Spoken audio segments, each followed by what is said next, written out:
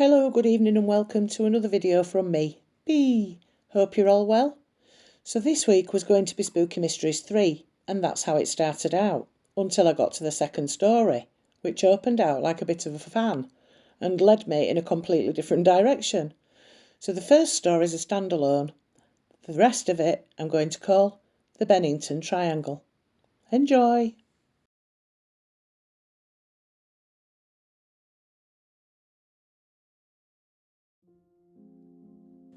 For 5 months, police searched for 9-year-old Walter Collins. On March the 10th, 1928, the California boy's mother, Christine, gave him money to go to the cinema, but he never returned. Reports of possible sightings flooded in from across the state: San Francisco, Oakland, and the town of Glendale, where a petrol station attendant claimed to have seen him in the back seat of a car, wrapped in newspaper from the neck down. But in August that year came a breakthrough. A child who identified himself as Walter Collins had handed himself in to authorities thousands of kilometres away in the midwestern state of Illinois. The boy's discovery was a victory for the embattled Los Angeles Police Department, which had come under fire for corruption and incompetency in recent years. The previous December it failed to stop the grisly murder of 12-year-old kidnapping for ransom victim Marion Parker. But when the child was brought back to California at Christine's expense, the single mother looked at him and uttered the now infamous words, "I do not think that is my son." Eager to see the case brought to a swift conclusion, Los Angeles police continued to insist they had found Walter Collins. The boy had a vague story about being the victim of an abduction, which they used to explain differences in his appearance. As the Los Angeles Times reported on August the 19th, 1928, not only was the youth's body sadly emaciated and his face drawn, but his mind had been affected, according to officers who examined him. Apparently the result, they said, of harrowing experiences he had been subjected to by his kidnapper. Despite her doubts, Christine Collins was persuaded to, as investigator J.J. Jones reportedly said, try the boy out at home. After just 3 weeks labouring under Jones's convenient fiction, a distraught Christine Collins returned to authorities, armed with dental records and a troop of friends that supported her insistence that the child, while similar looking to her son, was an imposter. Once again she was shot down. "What are you trying to do? Make fools out of us all?" Jones allegedly responded, according to court testimony. "Or are you trying to shirk your duty as a mother and have the state provide for your son? You are the most cruel-hearted woman I've ever known." For her claims, police committed Christine Collins to Los Angeles County General Hospital's psychiatric ward for 5 days. Days after she was released, Walter finally told the truth. After an investigation by a handwriting expert concluded that the child found in Illinois was not Walter Collins, the boy wrote a confession. "I am not Walter Collins," it read. "My name is Billy Fields. I said I was Walter Collins because I wanted to get into the movies in Los Angeles. But the name, at least, was still false."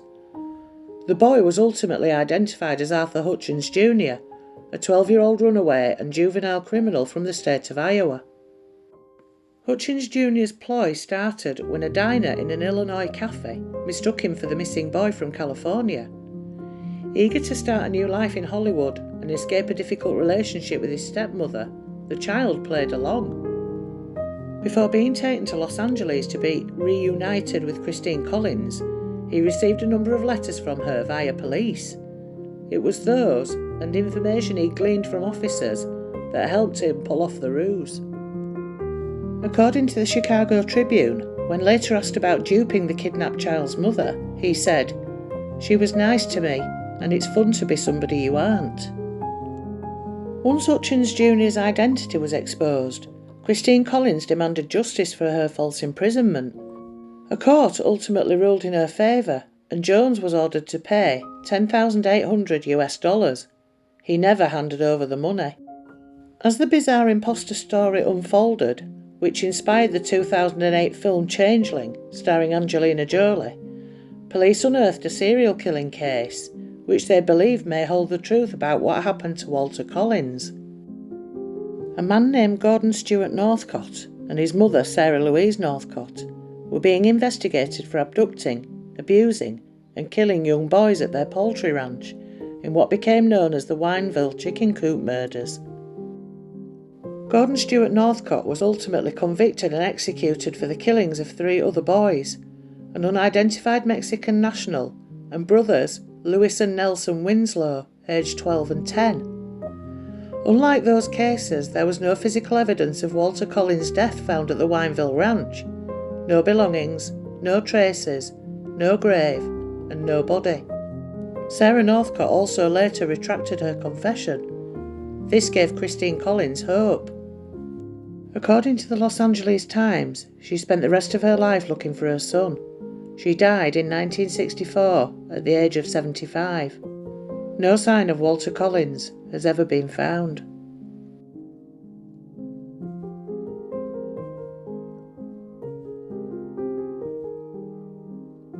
On December 1st, 1946, Paula Jean Weldon decided to take a break from studying and go for a hike on the Long Trail in Vermont's Glastonbury Mountains.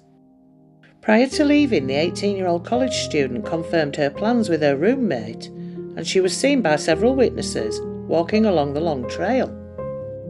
However, as later reported, she seemingly vanished at some point along the way and was never seen again.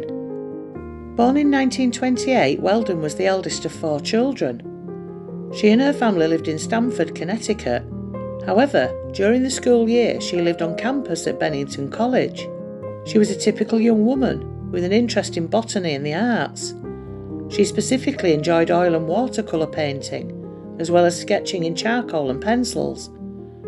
She enjoyed playing the guitar and spending time outdoors camping and hiking. She was reported as a responsible student who worked in the Bennington College dining hall and dedicated much of her free time to her studies. On the day of her disappearance, Weldon had worked 2 shifts in the dining hall and spent a majority of the afternoon studying. According to her roommate, she eventually said she needed a break and wanted to go hiking for the remainder of the afternoon.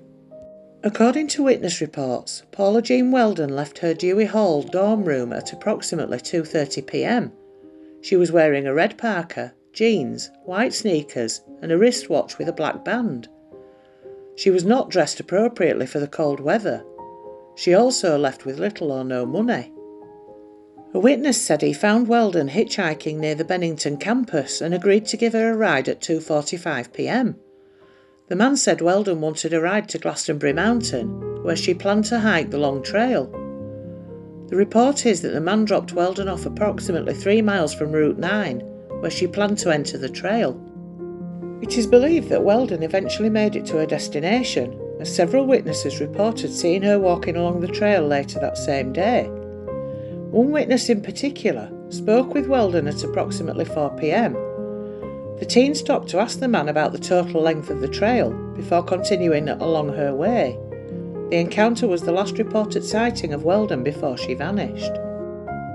The sun set approximately 1 hour after the man spoke with Weldon. Within hours, it began snowing, and the accumulation was reported to be around 3 inches. Weldon's roommate became concerned when she did not return from her hike, but she was not reported missing until the following Monday.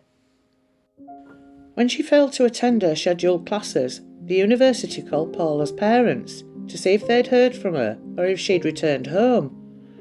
She was reported missing after her parents confirmed they did not know anything about her whereabouts. All Bennington College students were required to sign out if they planned to leave campus and return after 11 p.m. They were also required to check back in upon their return. However, there was no record of Paula checking in or out on December 1st, 1946. In addition to Weldon's family and friends, the Connecticut and New York State Police Departments began searching the Long Trail and surrounding region. Initially, authorities assumed Weldon had simply got lost or injured along the trail and ultimately died of exposure. Despite conducting an extensive search, no trace of Weldon was ever found on or around the trail. In the hours after her disappearance was publicly announced, a waitress in Fall River, Massachusetts contacted authorities to report seeing a young woman matching Weldon's description in the diner where she worked. The waitress describes the young woman as appearing disturbed. However, there are few details available about this encounter or the young woman's specific state of mind. Another theory suggests Paula Weldon was depressed and may have either run away or committed suicide. According to some accounts, Weldon was considering changing her major from art to botany, but was struggling with the decision. It was reported that she was feeling somewhat depressed in the days or weeks prior to her disappearance. However, they did not believe she was severely depressed. Weldon's parents disagreed with the theory that she may have run away or committed suicide. Instead, they suspected her boyfriend may have been involved. Weldon's father, in particular, did not approve of the relationship. According to reports, the only other thing linking the boyfriend to Weldon's disappearance was a report from a psychic. Although authorities did not consider the boyfriend to be a likely suspect, her father was insistent that they continue following that lead. The dispute ultimately led to a breakdown in the relationship between Weldon's father and the authorities investigating her disappearance.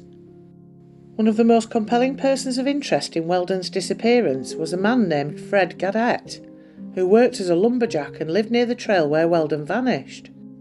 In 1955, Gadet went to authorities and confessed to having information about the teen's disappearance and knowing where her remains were buried.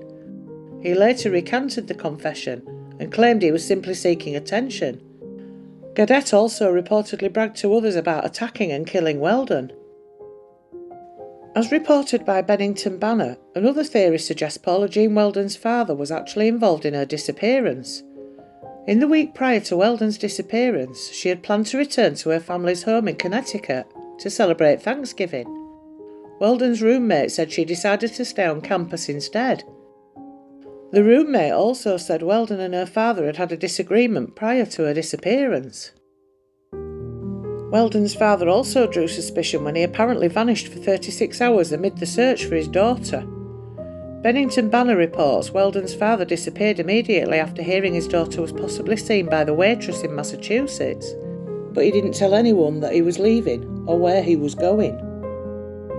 In the weeks and months following his daughter's disappearance, Weldon's father was unabashedly vocal in his criticism of law enforcement and his belief that they were not investigating his daughter's disappearance to their full ability. He also criticised the state of Vermont for not having its own police force. Other theories have even suggested that Weldon's disappearance may have been related to rumoured paranormal activity in the area known as the Bennington Triangle. The term Bennington Triangle was introduced by author Joseph A. Sitri in 1992. According to Sitri, the triangle, which according to Legends of America, extends in the region surrounding Glastonbury Mountain and includes the cities of Bennington, Shaftesbury, Woodford and several ghost towns, has an unusual and potentially dangerous energy. Paula Jean Weldon was the second of several people to go missing in what would later be referred to as the Bennington Triangle. Legends of America reports that there are no known ties between any of the people who vanished from the region, and theories about disappearances have ranged from paranormal activity to a serial killer. Others have suggested unusual wind patterns may account for people getting lost on and around the mountain, never to be found due to the expansive and dense forest. Weldon's case ultimately went cold, and she was eventually declared dead. No sign of the teen or her belongings were ever found. Weldon's disappearance brought national attention to Vermont's lack of a state police force. It even encouraged the formation of Vermont's State Police Department in July 1947.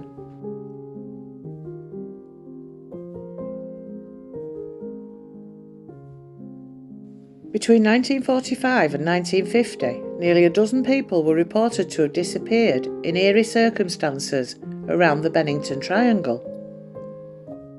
It's not just people going missing without a trace. There are also unsolved murders, unnatural weather patterns, spooky creature sightings and mysterious plane crashes. The Greater Glastonbury area is now mostly untouched, pristine wilderness and is considered remote after the nearby towns were abandoned at the end of the 19th century after the end of the logging boom. Troubling stories have floated around for years, with Native Americans reportedly refusing to venture onto Glastonbury Mountain through fears that the land was cursed.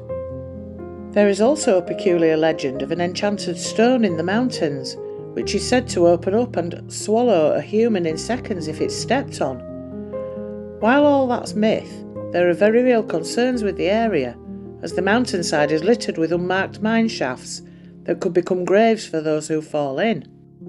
There are also remarkable weather conditions which change at an instant, with people to this day still getting lost in the woods due to the disorienting winds. But what about the missing persons? What makes them most surreal is that there's no pattern to the disappearances, with the victims being of all ages, genders, and vanishing in drastically different circumstances.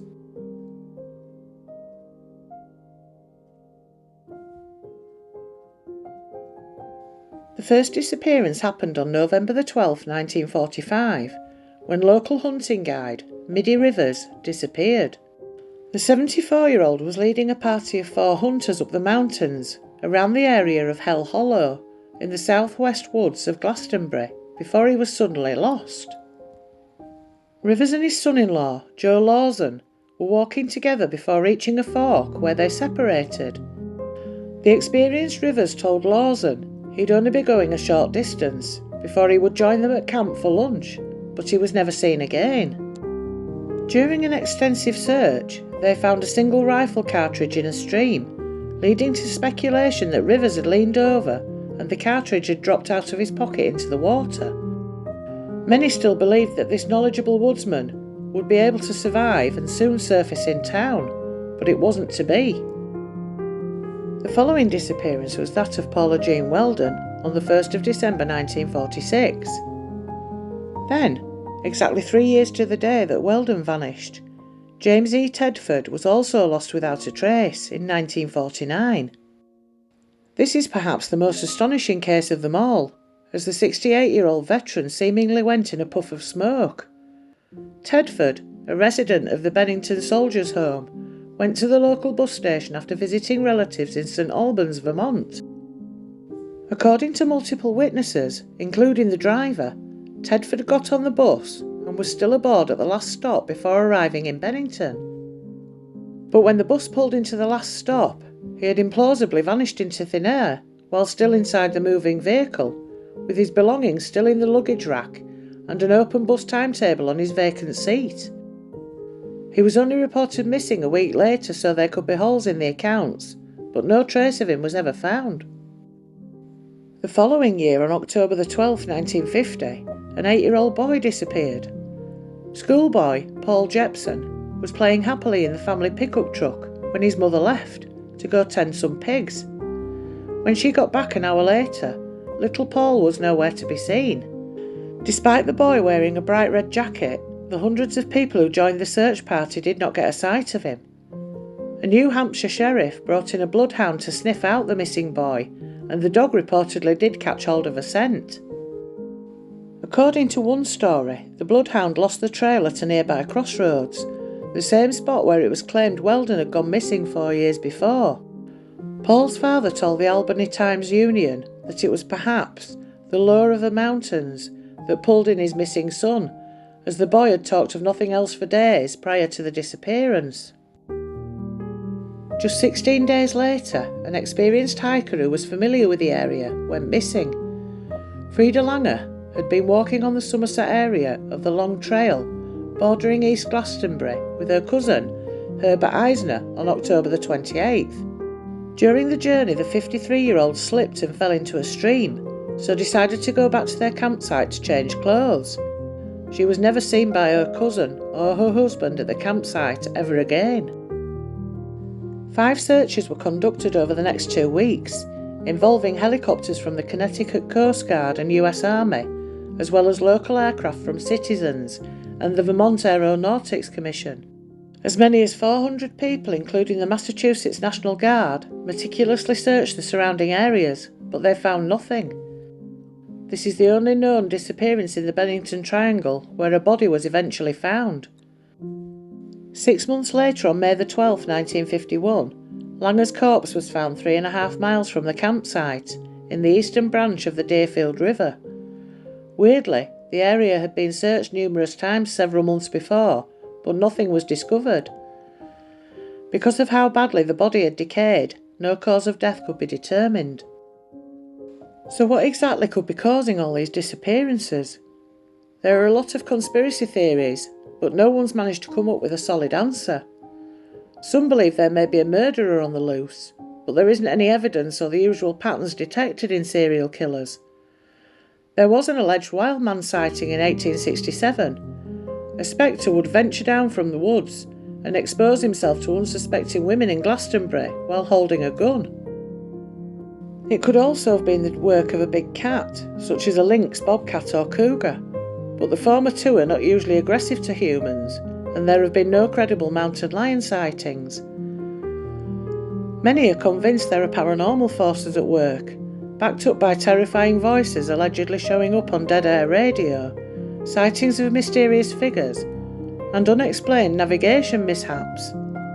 The most probable argument is that the weather is the cause, with the area experiencing swift changes from sun to heavy winds. There is a very odd, inconsistent wind pattern on the mountain, with plants growing in strange ways and hikers struggling to navigate. It could be a case that this caused the missing persons to get lost and die of starvation or hypothermia. As already stated, the mountainside is also littered with unmarked mine shafts that may cause hikers who go off the trail to plummet to their deaths. The only links to the disappearances are the area they happened in, and the similar time of day, between 3 and 4 p.m, and that they all happened in the last 3 months of the year. So what is it about Bennington and Glastonbury? There's been reports of strange lights in the sky, sounds with no explanations, and odd odours on the mountain, which predate colonial settlements. These reports, combined with the many strange disappearances, have led to speculation about UFOs and wormholes in the area. The strangest report may be the Bennington Monster. Thought to be an early Bigfoot or Sasquatch, the monster's been described as well over 6 feet tall, with hair from its head to its toes. The first sighting of it was reported in the early 19th century, when it rushed a stagecoach on a washed-out road. The beast knocked the stagecoach onto its side and fled into the dark with a roar, but luckily no one was harmed. There were strange happenings in the Bennington Triangle that were less fantastic than a massive ape man. The conversion to a tourist town was hard on the loggers and miners of Glastonbury and Fayetteville. In 1892, a sawmill worker, Henry McDowell, drunkenly bludgeoned a co-worker to death with a rock after he heard voices telling him to attack. He was committed to an asylum but managed to escape and vanish. Only 5 years after that murder, another strange one followed nearby. John Harbour was a prominent Woodford citizen who went into Bickford Hollow, just south of Glastonbury, to hunt.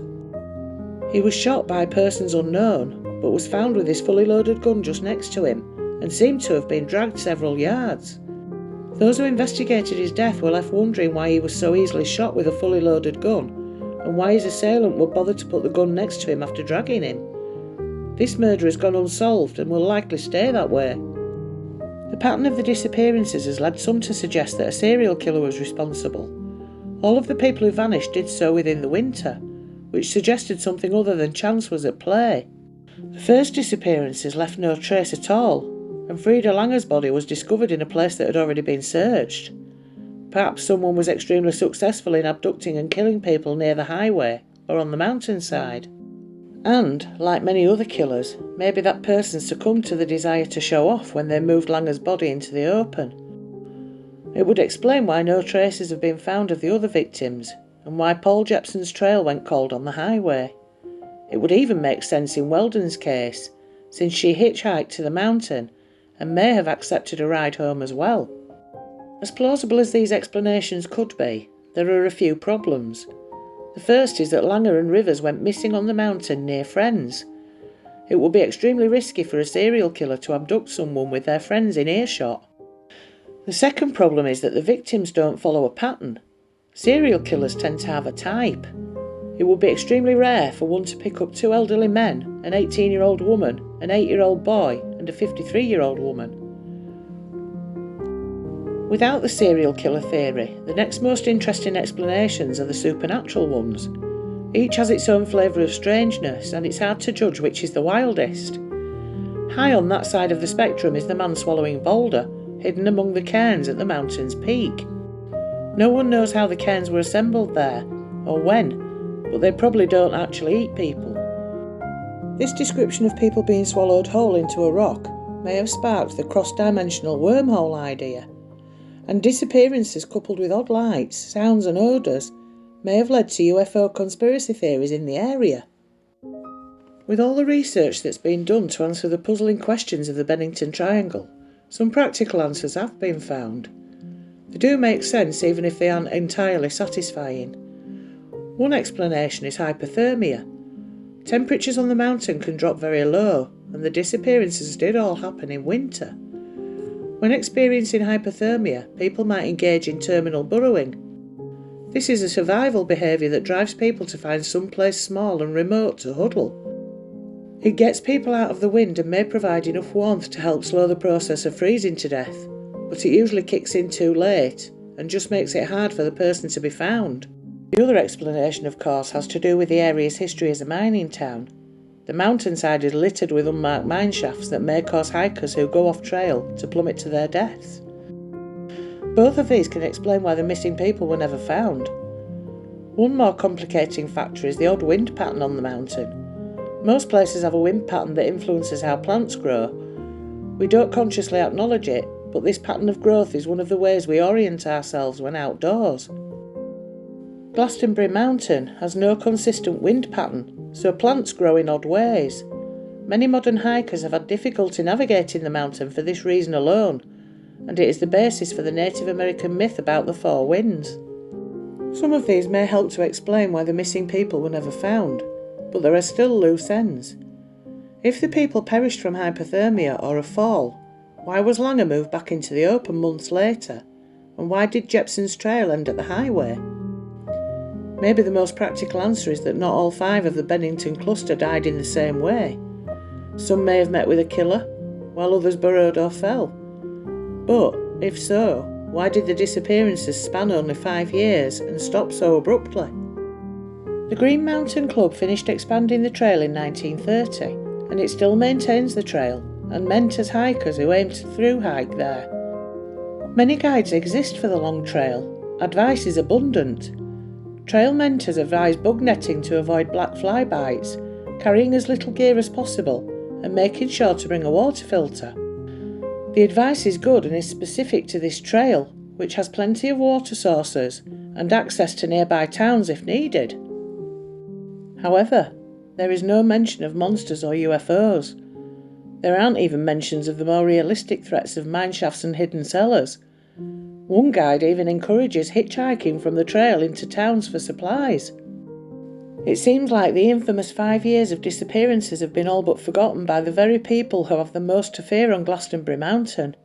With people unaware of the terrain's dangers and happily hopping into strangers' cars, the disappearances may not be over, after all. And that's the end of the video for this week. Thank you all for dropping in, really appreciate it. Hope you enjoyed it as much as I enjoyed making it.